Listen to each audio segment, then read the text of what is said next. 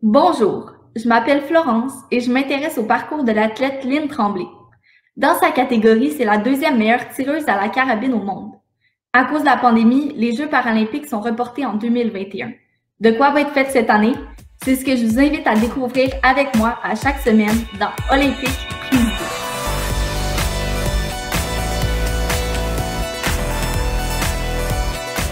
Allô Lynn! Bonjour Florence. Aujourd'hui, on va parler de classification dans les parasports et on va parler avec Carl, qui est un athlète quadraplégique qui fait partie de la même association que toi. Mais avant, j'aimerais ça que tu nous fasses un petit cours d'histoire sur la naissance des Jeux paralympiques. Alors, Florence, oui, l'histoire des Jeux paralympiques, c'est une super belle histoire. Les premiers Jeux paralympiques commencent à la suite d'un drame épouvantable qui est la Deuxième Guerre mondiale. Évidemment, il y a eu de nombreux blessés et aussi des paraplégiques, des quadriplégiques, toutes sortes de choses. Et en 1948, il y a un médecin qui s'appelle le docteur Ludwig Guttmann qui voulait accélérer le rétablissement de ses patients. Puis lui, il a créé les premiers Jeux paralympiques à Stoke Mandeville. Stoke Mandeville, là, c'est comme la banlieue de la ville de Londres en Angleterre. Et puis, à son menu, il y avait une seule discipline qui était le tir à l'arc. C'est très drôle. Et par la suite, c'est en 1960 qu'ont eu lieu les premiers vraiment Jeux paralympiques à Rome. Maintenant, à l'origine, le mot paralympique, c'était la combinaison des deux mots, paraplégique et aussi olympique. Mais avec le temps, étant donné que maintenant, il y a des athlètes de toutes les disciplines qui sont impliqués dans les Jeux paralympiques, on utilise le préfixe para, qui vient du mot grec à côté de, et aussi avec la terminaison olympique, qui vient du mot Jeux olympiques. Maintenant, à Stoke Mandeville aujourd'hui, c'est devenu un centre national où est-ce qu'il y a des compétitions de tous les types de sports pour les personnes avec des handicaps. Moi, j'ai eu la chance de compétitionner à Stoke Mandeville plusieurs fois en tir à l'arc et j'y ai même gagné plusieurs Coupes du Monde à Stoke Mandeville. Wow. Pour moi, c'est des super beaux souvenirs. Maintenant, et aussi aux Jeux de Londres en 2012, j'ai rencontré la fille du docteur Guttmann parce qu'elle présidait la cérémonie des drapeaux. La cérémonie des drapeaux, c'est la première cérémonie à laquelle on participe quand on arrive aux Jeux paralympiques. Il invite chaque pays à venir profiter de cette cérémonie-là pour nous accueillir. Aussi, pour les termes, on utilise le terme para-athlète pour désigner les athlètes qui sont atteints d'handicap et on utilise aussi le mot athlète valide pour les athlètes qui sont des athlètes sans handicap.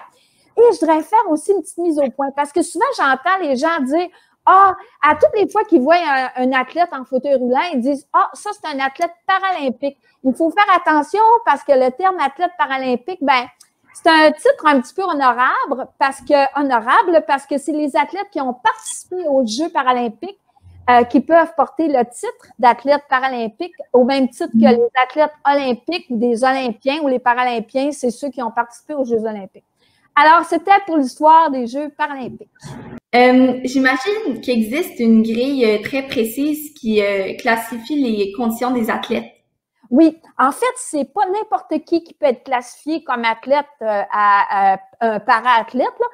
Au début, quand on est intéressé à un sport para, il faut consulter ce qu'on appelle un classificateur national. Un classificateur national, lui, va nous dire si on perd assez de points pour être classifiable. C'est-à-dire qu'admettons qu'il te manque l'usage de tes bras, là, mettons, tu peux perdre 5 points. Mettons qu'il te manque l'usage de tes jambes, là, tu peux perdre un autre 5 points. Puis quand tu as perdu assez de points, là, tu es classifiable dans ce sport-là. Ça, c'est la première démarche. Puis là, tu commences ton cheminement au niveau provincial, national, etc.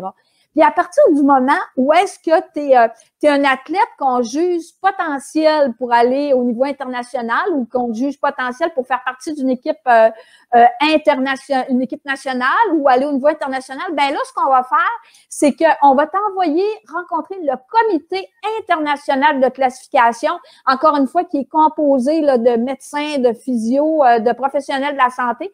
Puis eux, là, ils vont t'examiner au complet, puis ils vont te faire plein d'examens pour savoir dans quelle catégorie de ta discipline que tu vas être classifié.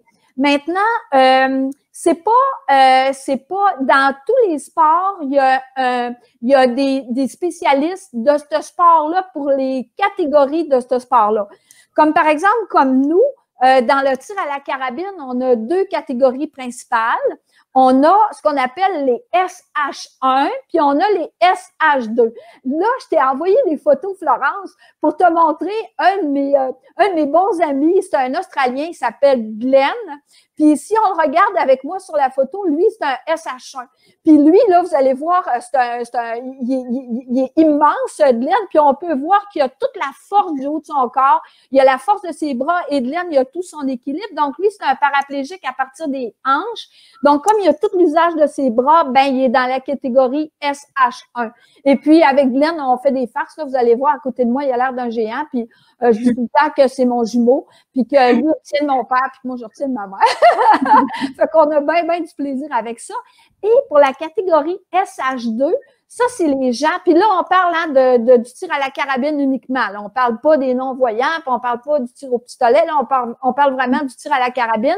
Et puis, pour les SH2, ça, c'est les gens un petit peu comme moi qui ont des lésions au niveau des membres supérieurs. Donc, moi, j'ai plus de force dans les mains ou qui ont des difficultés avec leurs bras.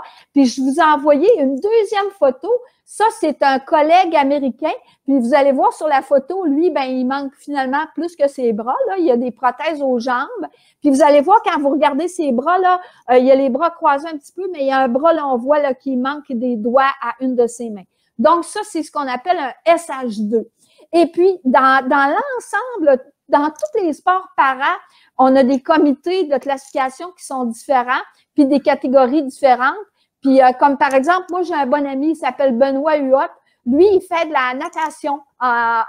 Puis lui, Benoît, quand on le regarde comme ça, il n'a pas l'air d'avoir aucun handicap parce qu'il marche normalement. Ça paraît pas du tout. Mais lui, il est atteint de ce qu'on appelle un pied beau. C'est un pied là, qui a une petite déficience. Et dans sa catégorie, ben, il nage avec des gens qui ont un handicap qui est pas mineur parce que tous les handicaps sont importants, là, ça nous limite quand même.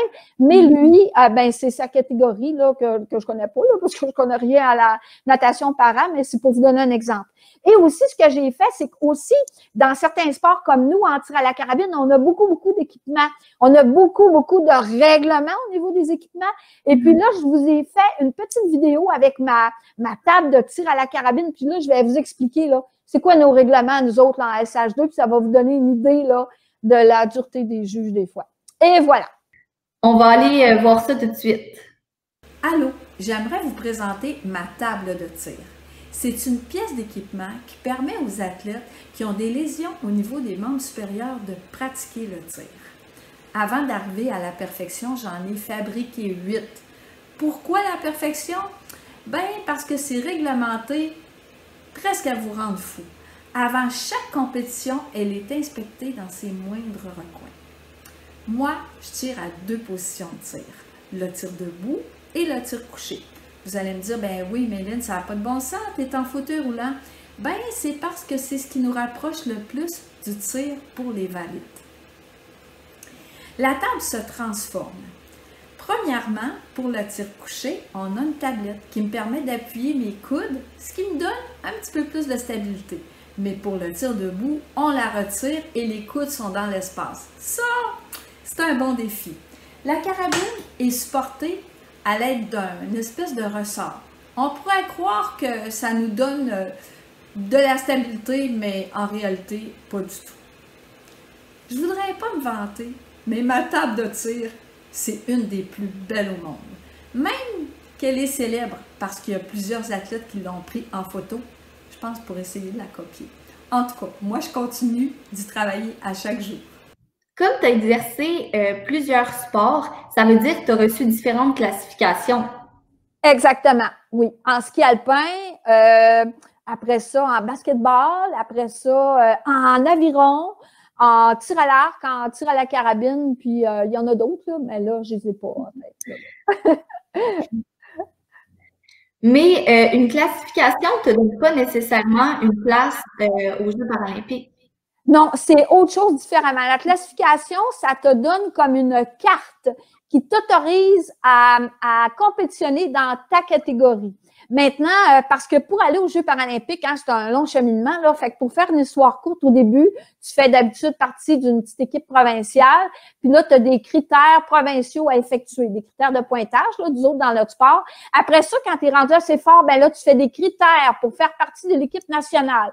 Puis là, quand tu es assez bon, là, tu te retrouves en Coupe du monde. Puis pour atteindre les Jeux paralympiques, il faut ce que tu fasses en plus de tes critères d'équipe nationale, il faut que tu fasses ce qu'on appelle des critères paralympiques.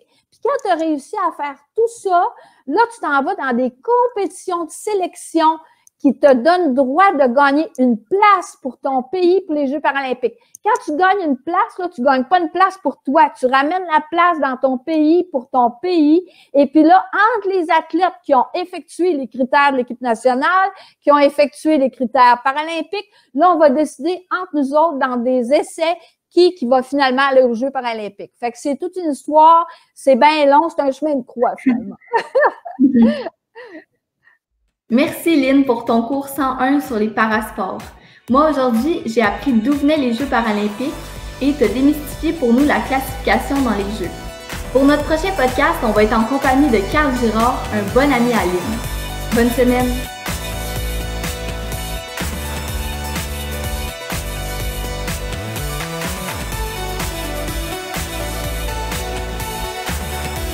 Et merci à vous, curieux public, avis de découverte, vous qui aurez sûrement la gentillesse de liker notre publication, de partager et de vous abonner à notre chaîne YouTube.